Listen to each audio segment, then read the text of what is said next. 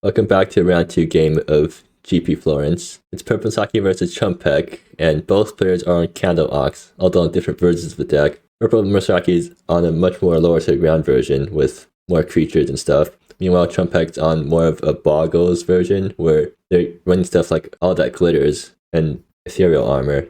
It seems like Chumbeque's going to mull to 5. Well, I mean, yeah, that's not the ideal hand, but it's a fine 5 card hand because you have Workgate into Lily Triton and then hopefully try to play Dreamsteel Paladin or draw into something. Meanwhile, Purplemurasaki keeps a 1 land hand, probably motivated by the fact that Chumbeque only kept a 5 card hand, but they draw their second land, so they're not punished for that. The turn 2, Chumbeque gets to play Lily Triton and triggered Slapfield Workgate to make it their Ox. And they're sticking Triton's Gift on the Ox, which makes sense. Lots of oxen, plenty of beef to go around. Purplemurasaki drawing their 3rd land. I think this turn they probably just want to Dawnhill Forgemaster for Chevalier's lands and then play it and then snap out this Founding Hero. Because then next turn they get to play out Slapfield Workgate, Lily Triton, or even Verdict of Council and suddenly enable Civilized on Founding Hero and start attacking with the double striking guy. Well, it seems like they're going to go for Slapfield Workgate instead, and then probably follow up with the Lily Triton on the Founding Hero, making another Ox. And yeah, the Oxens are just going to bounce off each other. And actually, the Oxens are going to be really good chump blockers for the big creatures that these two decks are attacking with. So I feel like we're going to be seeing a lot of dead cows this game. Well, Purplemurasaki not even going to attack here, but yeah, I guess it makes sense. And Hero doesn't have Double Strike just yet. Okay, Chumbeque draws their 3rd land for Dreamsteel Paladin. And yeah, that's the main difference between Chumbeque's and Purplemurasaki's deck. Chumbeque has much more of a focus on the auras. So Purplemurasaki drawing their 4th land. I mean, now they can just Dawnhill for the Chevalier's lands, play the lands, and then I guess play the Underpass hit, play counter on Founding Hero, and then attack with Double Striking guy that gets chumped by the Ox. Ethereal Armor is going to be a huge problem for... Oh no, it's not, because it just gets chumped by the Ox. So yeah. Oh, Verdict of Council. Yeah, that exiles Dreamsteel Paladin, and now I think Purplemusaki's ahead because they have the big creature and Chumbeque doesn't. And Purplemurasaki is probably still going to pass the turn because Founding Hero still doesn't have Double Strike just yet. But they will be swinging out with Lily Triton. I guess if Chumbeque wants to trade their Lily Triton for Purplemurasaki's Lily Triton. And Chumbeque refuses to trade. Probably because Chumbeque's creatures are more valuable since they're running more auras. So Heraldry, that's not a bad card to play right now.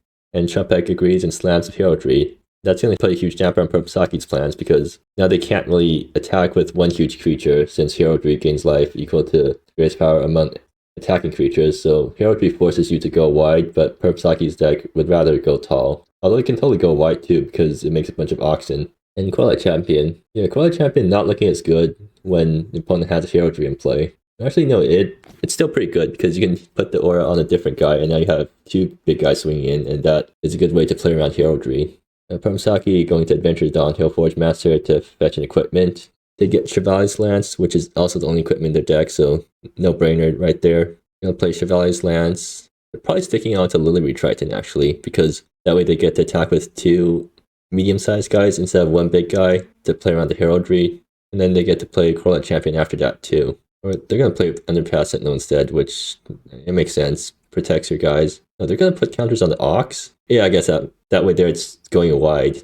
Or not, they're not even going super wide, they're just going medium wide. So medium tall, medium wide, so that Heraldry is less effective. Founding Hero is going to get chumped by the 0-2 Oxen, and Chumbeque is going to let the rest through. What can Chumbeque do here? Oh, they have Slapfield Workgate. Yeah, that's a good card. You can play Slapfield Workgate, and now they're making 2 Ox every enchantment, which makes a lot of chump blockers.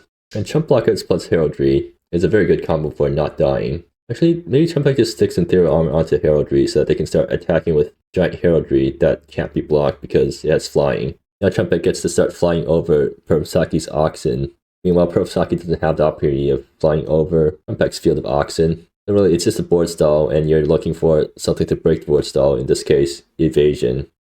So now Purplemurasaki needs an answer to the Heraldry. That said though, if they don't draw an answer, they can still do something like just Slapfield Workgate to bounce the Verdict of the Council and then replay it on the Heraldry and hope Chumbeque doesn't have any instant speed tricks to turn it back into an enchantment to fizzle the exile. Or they can just naturally draw another Verdict of the Council. I mean, that also works.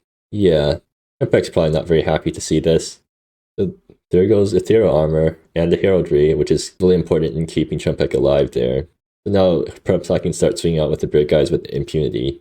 Right, with 2 vertical councils, now the Oxens are 2/2s, so Underpass Handle puts counters on the Ox.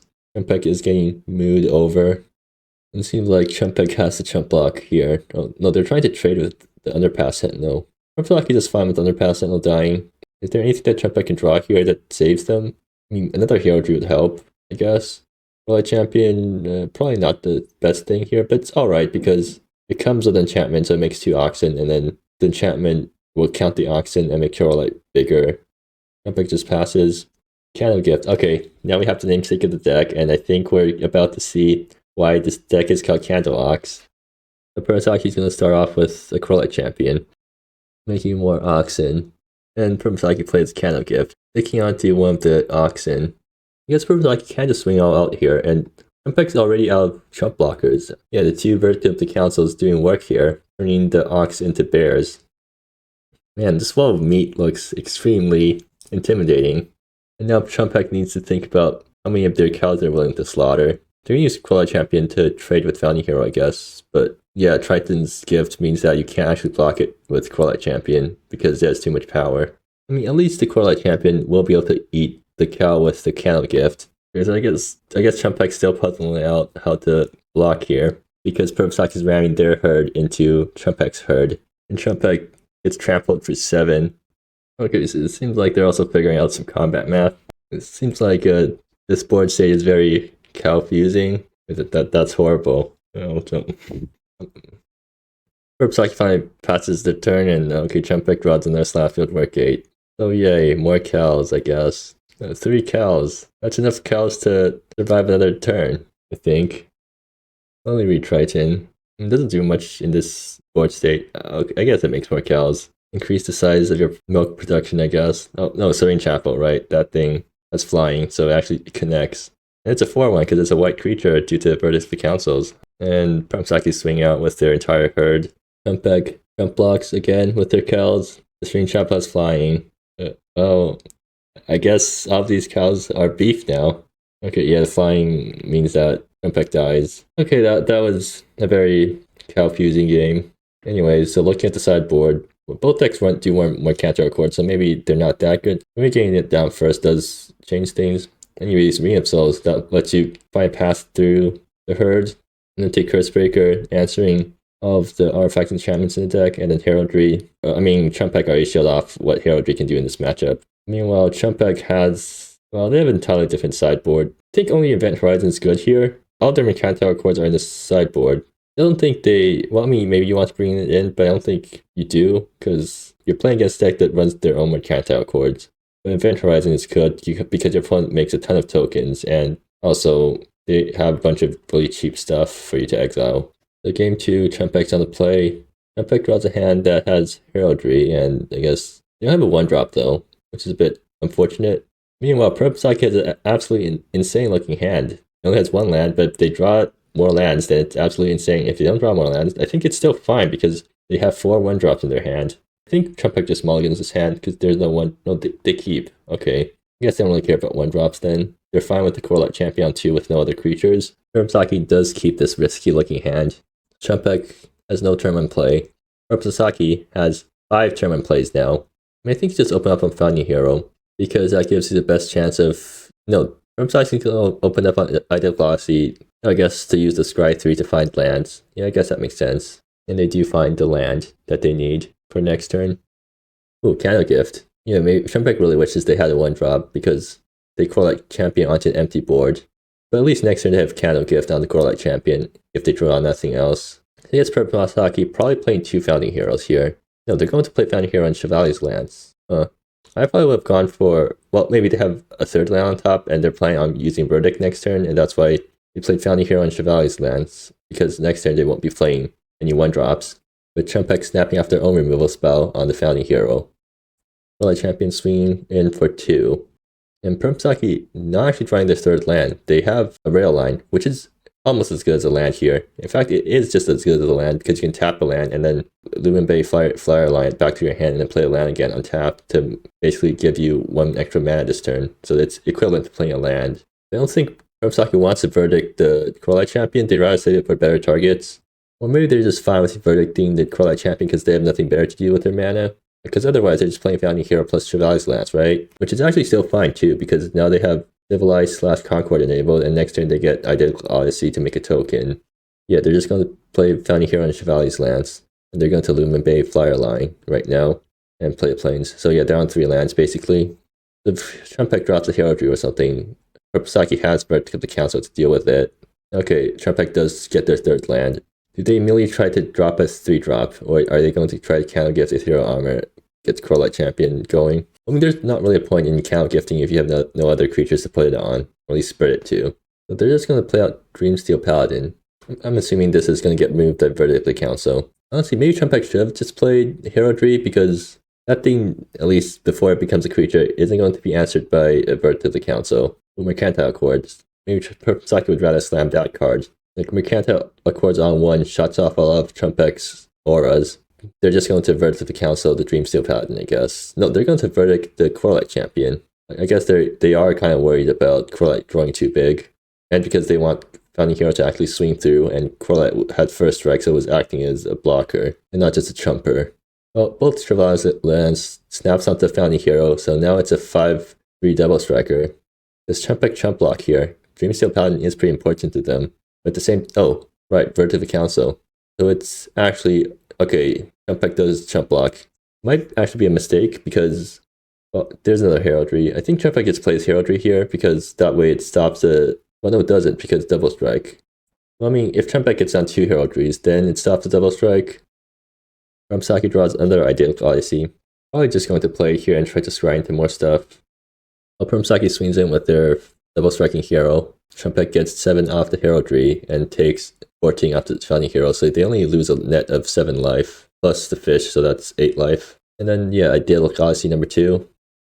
Chumbeque draws and gets another Heraldry. Okay, yeah, that's kind of hilarious now. They get to play Heraldry number 2 and start swinging with Heraldry number 1. I mean, Heraldry number 1 is going to get removed by Verdict of the Council, but then Heraldry number 3 can come down, and then now Purplemurasaki's out of removal spells for Heraldry. And 2 Heraldries, nobly, will neutralize the double strike on the Founding Hero.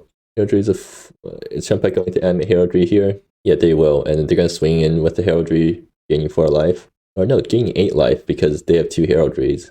I don't see how Purplemurasaki is getting past this. I mean, yeah, first Verdict of Council, giving up the Heraldry, I mean, that's fine, but after that, Heraldry number 3 with no answer. I don't see how Purplemurasaki is getting out that, because you're just getting so much life off the Heraldries. Basically can never break through. Well, I guess, yeah, Verdict of Council number 3 for Heraldry number 3. A bit too convenient, don't you think? And the worst part is, I don't think we've even seen any cows so far, so I don't even get to use any cow puns. All we have here are the very concept Heraldry, and I guess a bunch of people deciding that Heraldry shouldn't be a thing. So yeah, Purplemurasaki swings in for 10. Chumbeque gains, well no, they swing in for a lot more than 10. Chumbeque gains 8 and gets knocked down to 10. Maybe if Chumbeque plays the next Heraldry, they think twice about animating Heraldry. That way it won't get removed by another Verdict of the Council. But then again, who's even playing around 3 Verdict of the Councils drawn in a row, right? And Chumbeque finally sticks Ethereal Armor onto Heraldry. And that's a 7/7, huh? So they gain 7 from the Heraldry. Or no, 14 off the 2 Heraldries. And yeah, Verdict of the Council number 3 on Heraldry number 2. Man, Chumbeque must be extremely disappointed right now. Oh yeah, and the Jellyfish too. Well, I mean, next turn Chumbeque still gets to play Dreamsteel Paladin plus Candle Gift to animate their last Heraldry. It'll be absolutely hilarious if Purplemurasaki manages to draw their 4th Verdict of the Council for Chumbeque's final Heraldry. But yeah, gain 9, take 18, or I guess 20. We're going to see all these giant swings in life total because of the Heraldry plus a double striker. And they are kind of dead to Founding Hero next turn if they don't get anything. Heraldry only helps so much here. Okay, Event Horizon, yeah, that answers the Founding Hero. And maybe Chumbeque animates Heraldry so they can stick Counter Gift onto it. I mean, it gives it Ward 1, so it won't die to another Verdict of the Council on 3 lands. No, they're going to Event Horizon to Verdict and get back a Heraldry. I mean, I guess that works too.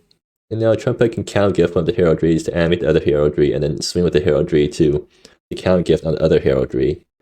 Yeah, so swinging in with heraldry, gaining 12 life off the 2 heraldries, making a copy of counter gift on the other heraldry. Purplesaki's already down to 5 life, huh? The heraldries hit pretty hard, huh? And now more jellyfish, gaining more life. Let me retriton again. I don't think these things stop the heraldry. And yeah, Purplemurasaki finally concedes. Yeah, what a weird game. I agree. Maybe game 3 will be more normal. Okay, yeah, both players have Slapfield Workgate, so that's already a good sign that we're going to be seeing a lot of cows. Turn 1 Slapfield Workgate. Okay, there's a heraldry on turn 3 from Chumbeque, I guess. But Chumbeque also has a turn 1 Slapfield Workgate. Purplemurasaki, actually they can turn 2 Anointed Cursebreaker to Slapfield Workgate. Take out the competition, go to opponent's ranch and literally just confiscate their entire ranch. But they'd rather just Corelight Champion to make it more Oxen. And they swing with a 2/4 Oxen. Chumbeque can't block that. Chumbeque draws other planes. I mean, I guess they can Event Horizon to Oxen to get rid of the healer's favor. Chumbeque plays Ethereal Armor on the Oxen, making it an Oxen, and then I guess that makes the Oxen big enough to take on Purplesaki's Oxen, except Purplesaki's Oxen is actually going to stop growing because their enchantment buffs based on creature as well, Chumbeque's buffs based on enchantments. Ooh, Verdict of the Council. I think we're going to see a Verdict of the Council on the heraldry this game. So I think this game is going to be a combination of your favorite parts from the first 2 games. If Chumbeque drops heraldry early, then I guess we'll see the less exciting Anointed Cursebreaker on the heraldry. Oh no, they're going to Verdict the Oxen? Sure, I guess. I mean, that actually is pretty good because now you get a clean swing into Chumbeque's face. And yeah, that is a lot of damage. Chumbeque trumps the Oxen with the enchantment.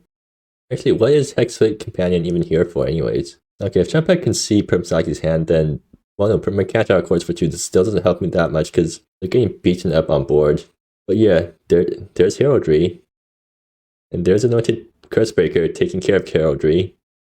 Chumbeque's getting absolutely beaten up this game. Oh yeah, and Living Bay Flyer end of train line gives you an artifact for Concord. But Purplesaki's going to play Corelight Champion instead of Idyllic Odyssey because they get extra mana off Rail Line plus the land drop. I don't think Chumbeque can come back from this. Yeah, the cows are just too scary. Wait, is this lethal? Yeah. Seems like Purplemurasaki has wrangled Chumbeque by the horns. So clearly Purplesaki's the better cattle rancher here.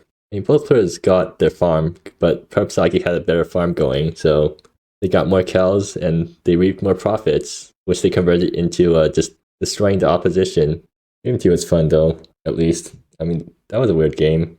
I came expecting a rodeo, not a theological debate.